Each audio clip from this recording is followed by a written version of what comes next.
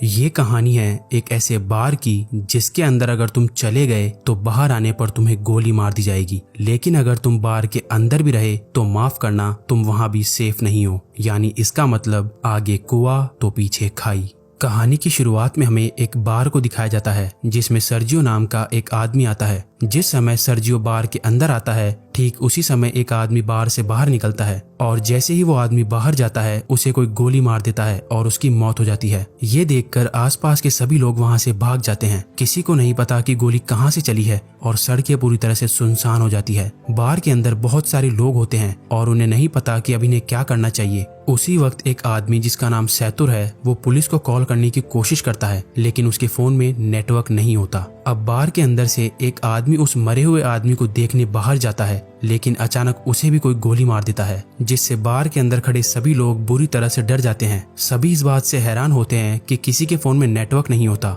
बार के अंदर एक लड़की होती है जिसका नाम एलिना है। वो कहती है कि हमें टीवी पर न्यूज देखनी चाहिए। जब ये लोग टीवी पर न्यूज देखते हैं तो इस हादसे के बारे में टीवी पर कोई खबर नहीं होती और जैसे ही इन लोगों की नजर बाहर जाती है तो वहां से दोनों लाशें गायब हो जाती है और साथ ही उनका खून भी वहां से साफ कर दिया जाता है। इन सभी को कुछ समझ नहीं आता कि यहाँ पर क्या हो रहा है। तभी सैतुर कहता है कि मुझे लगता है कोई चाहता है कि हम में से कोई भी यहाँ से बाहर ना निकले। फिर सर्जियो कहता है कि हो सकता है हम में से कोई एक किलर हो या हो सकता है हम में से कोई आतंकवादी हो जिसके पास कोई भयानक विस्फोटक सामान हो और पुलिस उसे पकड़कर मारना चाहती हो। ये सुनकर एक आदमी जिसका नाम नाचो है वो अपने पैर से अपने बैग को छुपा देता है, पर सर्जियो उसे ऐसा करते हुए देख लेता है और इसके बारे में सबको बताता है। नाचो के बैग को ले लिया जाता है और जब उसके बैग को खोला जाता है तो उसमें से कपड़े और एक हार्ड डिस्क निकलती है। तभी नाचो कहता है कि इसमें ऐसी कोई भी चीज नहीं है जिससे किसी को भी नुकसान हो। वो कहता है कि मैं एक एड कंपनी में काम करता हूँ और इस हार्ड डिस्क में मेरे काम की फाइल्स है,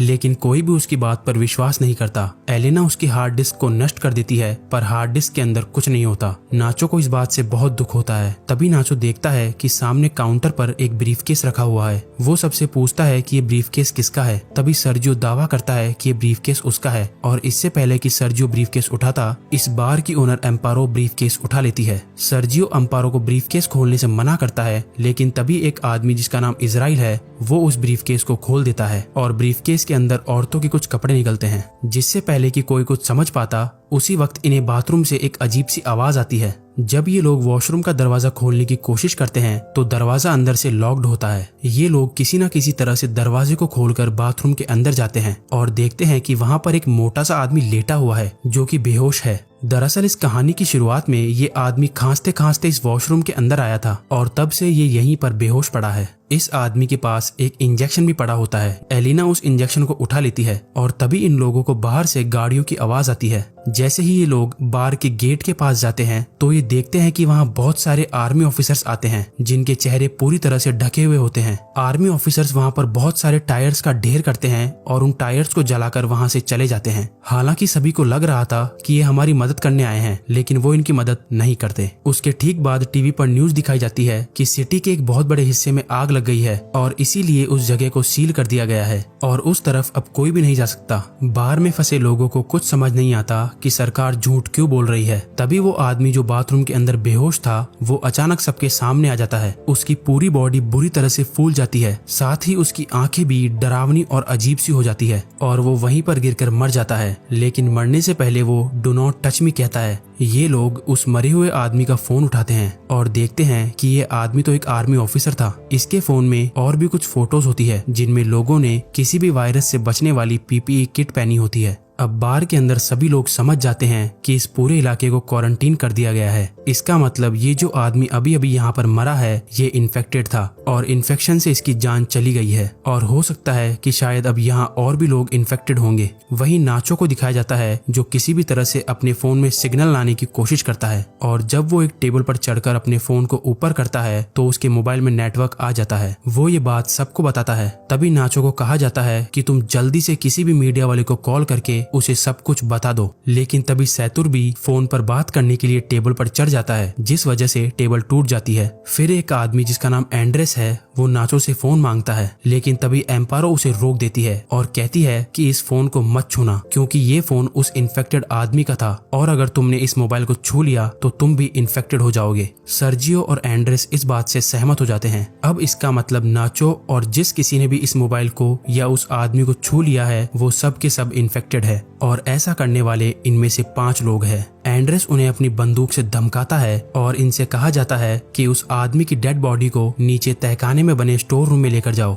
इन सब लोगों को मजबूरन उनकी बात माननी पड़ती है और ये सभी 5 लोग डेड बॉडी को लेकर नीचे तहखाने में चले जाते हैं। अब ऊपर बस 3 लोग बचे हुए हैं। थोड़ी देर बाद एक ट्रिनी नाम की औरत को वहाँ पर सफोकेशन होना शुरू हो जाता है। ट्रिनी सबको तहखाने का दरवाजा खोलने के लिए कहती है, लेकिन कोई उसकी बात नहीं सुनता। जैसे ही ट्रिनी दरवाजा खोलने जाती है तो वहाँ पर रखी हुई कुछ बॉटल्स गिर जाती है। उनका लिक्विड एक साइड बहना शुरू हो जाता है और तभी इनकी नजर वहाँ पर बने एक ड्रेनेज पर पड़ती है। इसका मतलब ये लोग वहाँ से पानी के रास्ते से होते हुए वहाँ से बाहर निकल सकते हैं। फिर इजराइल उस ढक्कन को खोल देता है और वो ड्रेनेज के अंदर से होकर यहाँ से बाहर निकलने का फैसला करता है। इसलिए वो अपने पूरे शरीर पर ऑयल लगाता है और उस ड्रेनेज से नीचे जाने की कोशिश करता है, लेकिन ड्रेनेज का छेद ज्यादा बड़ा नहीं होता, इसलिए वो नीचे नहीं जा पाता। और तभी अचानक इन सभी लोगों को गोलियां चलने की आवाज आती है। आवाज सुनकर ये सभी लोग घबरा जाते हैं। फिर इन्हें ऊपर बार में धुआं दिखाई देती है, जिसे देखकर ये लोग समझ जाते हैं कि ऊपर जो 3 लोग थे उन्हें किसी ने मारकर पूरे बार को आग लगा दी है। वहीं दूसरी तरफ इजराइल अभी भी बुरी तरह से ड्रेनेज में फंसा हुआ है। अब वो लोग सबसे पहले इजराइल को ड्रेनेज से बाहर निकालते हैं। कुछ घंटों बाद आग पूरी तरह से बुझ जाती है और वो लोग ऊपर बार में आने का फैसला करते हैं। ऊपर बार में आने के बाद वो देखते हैं कि बार पूरी तरह से जलकर राख हो चुका है। नाचो को वहाँ गन मिल जाती है, जिसे वो चुपचाप उठा लेता है। तभी ये लोग देखते हैं कि कुछ लोग बाहर से इस जगह को पूरी तरह से सील कर रहे होते हैं। ये बड़ी ही खामोशी से सब कुछ देखते रहते हैं, क्योंकि अगर किसी को भी भनक लग गई कि अंदर अभी भी 5 लोग जिंदा है तो इन सब को भी मार दिया जाएगा। और तभी यहाँ मोबाइल बजना शुरू हो जाता है और ये उसी मोटे आदमी का मोबाइल होता है जिसकी अभी थोड़ी देर पहले इन्फेक्शन के कारण मौत हुई थी। एलिना उसका फोन उठा लेती है और उसकी व्हाट्सएप चैट्स पढ़ना शुरू कर देती है, जिसमें एक आदमी इस मोटे आदमी से पूछता है, क्या वैक्सीन लेने के बाद तुम्हारी तबीयत में सुधार है? इस आदमी ने जवाब दिया होता है कि नहीं, मेरी तबीयत बहुत खराब है और मैं किसी बार के वॉशरूम में छुपा हुआ हूँ, तुम मेरे पास आने की कोशिश मत करना। अब एलिना इसकी पुरानी चैट्स पढ़ती है, जिसमें इस मरे हुए आदमी ने लिखा होता है कि मेरे पास अभी 4 और बची है। ये लोग समझ जाते हैं कि इसके पास जो इंजेक्शन है वही इस वायरस की वैक्सीन है। ये पढ़कर सब लोग खुश हो जाते हैं कि ये वैक्सीन काम कर सकती है,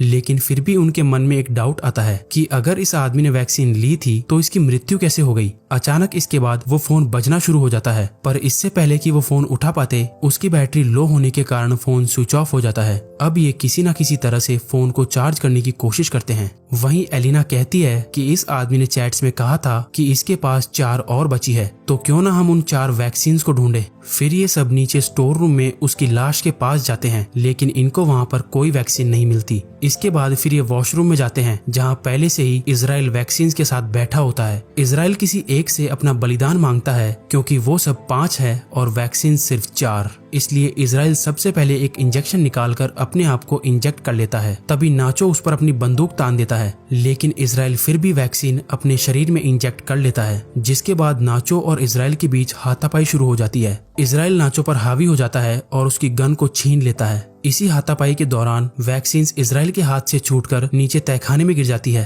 ट्रिनी तहखाने में जाकर वैक्सीन को उठा लेती है, लेकिन तभी गलती से उसके हाथ से वैक्सीन छूट जाती है और नीचे नाले में गिर जाती है। अब ये बेचारे सोच रहे होते हैं कि वैक्सीन को नाले में से कैसे निकाला जाए। इन सब में से एलिना सबसे पतली होती है, इसलिए ये लोग उससे पूछते हैं कि क्या तुम अंदर जाकर उन वैक्सीन को ला सकती हो। पहले तो एलिना मना कर देती है, लेकिन फिर बाद में वो मान जाती है, जिसके बाद एलिना की बॉडी पर ऑयल लगाया जाता है और उसे उस छोटे से छेद के अंदर धकेला जाता है और बड़ी ही मशक्कत के बाद वो नीचे नाले में गिर जाती है। एलिना वैक्सीन ढूंढ लेती है और पानी से बाहर आ जाती है। तभी नाचो वैक्सीन को एक तार पर बांधकर ऊपर भेजने को कहता है, लेकिन एलिना साफ साफ मना कर देती है, क्योंकि वो जानती है ऊपर 3 लोग लोग हैं और वैक्सीन भी सिर्फ 3 ही बची है। एलिना सबसे कहती है कि अगर तुम्हें वैक्सीन चाहिए तो तुम्हें नीचे आना होगा। फिर उसके बाद ये लोग ड्रेनेज के छेद को बड़ा करते हैं। तब तक एलिना बाहर का रास्ता ढूंढना शुरू कर देती है। थोड़ी दूर जाने के बाद उसे एक जगह पर रोशनी दिखाई देती है। सबसे पहले वो इंजेक्शंस को वहाँ पर बने एक गड्ढे में छुपा देती है।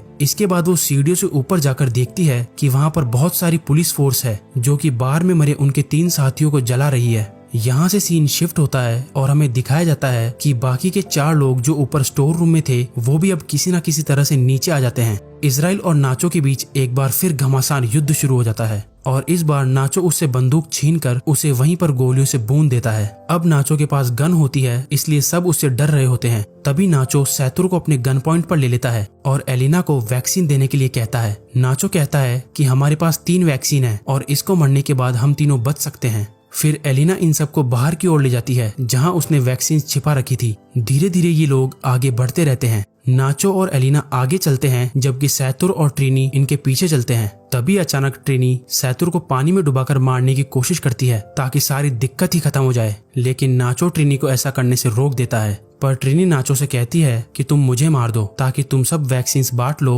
और तुम्हारी जान बच जाए। नाचो ट्रिनी पर बंदूक तान देता है लेकिन वो गोली नहीं चला पाता, जिसके बाद ट्रिनी नाचो से गन लेकर यहाँ से थोड़ी दूर जाकर अपने आप को मार देती है। अब सिर्फ 3 लोग बचे थे और इनके पास इंजेक्शन भी 3 ही थे, इसलिए सब एक एक इंजेक्शन ले लेते हैं। पर इससे पहले कि ये लोग अपनी बॉडी में इंजेक्शन लगाते, यहाँ पर इजराइल आ जाता है जो अभी भी जिंदा है। इजराइल सैतुर पर पीछे से हमला करके उसे जान से मार देता है। अब इजराइल को गुस्सा आ जाता है और वो नाचो और एलिना की जान के पीछे पड़ जाता है। तभी नाचो और एलिना को सामने सीढ़ियां दिखाई देती है। वो दोनों सीढ़ियों की ओर आगे बढ़ते हैं, पर तभी एलिना के पास जो इंजेक्शन होता है वो उसके हाथ से छूटकर नीचे गिर जाता है। अब क्योंकि इजराइल भी उनके साथ सीढ़ियों पर चढ़ रहा है इसलिए वो नीचे नहीं जा सकते। नाचो जल्दी से अपना इंजेक्शन एलिना को दे देता है। फिर इजराइल नाचो के पैर पकड़कर उसे नीचे खींच लेता है, जिससे दोनों की नीचे गिरकर मौत हो जाती है। एलिना के पास अब जो वैक्सीन बचा है वो उसे अपने शरीर में इंजेक्ट कर लेती है और ऊपर ड्रेनेज के ढक्कन को खोलकर बाहर निकल जाती है। बाहर निकलते ही उसे बहुत सारे लोग दिखाई देते हैं और सरकार ने आगे के इलाके को पूरी तरह से सील किया हुआ है। तभी एक औरत उसकी बॉडी पर अपनी जैकेट डाल देती है। एलिना को बिल्कुल भी होश नहीं होता और वो चुपचाप उस भीड़ में शामिल हो जाती है। अंत में इस कहानी में हमें ये पता चलता है कि वो मोटा आदमी जो बार के वॉशरूम में खांसता खांसता गया था वो एक आर्मी ऑफिसर था और हो सकता है शायद आर्मी किसी तरह का कोई बायोलॉजिकल वेपन बना रही हो ताकि वो अपने दुश्मन देशों पर इस वेपन से हमला कर सके। लेकिन इस दौरान इनका अपना एक ऑफिसर इन्फेक्टेड हो गया। हालांकि उनके पास इस इन्फेक्शन की वैक्सीन भी थी, लेकिन ये ऑफिसर बीमार था इसलिए वैक्सीन ने उसके ऊपर काम नहीं किया। और जब आर्मी को पता चलता है कि उनका वो ऑफिसर बार के अंदर है तो उन्होंने पूरे एरिया को सील कर दिया ताकि वहां से कोई भी बाहर न निकल पाए और उस वायरस को इसी जगह पर खत्म कर दिया जाए, चाहे इसके लिए उन्हें कुछ बेगुनाह लोगों को मारना ही क्यों ना पड़े। थोड़े बहुत लोगों के चक्कर में वो पूरे देश को खतरे में नहीं डाल सकते थे, इसलिए उन्हें मजबूरन ये कदम उठाना पड़ा। तो तुम्हें क्या लगता है, ये कदम उठाना सही था या गलत?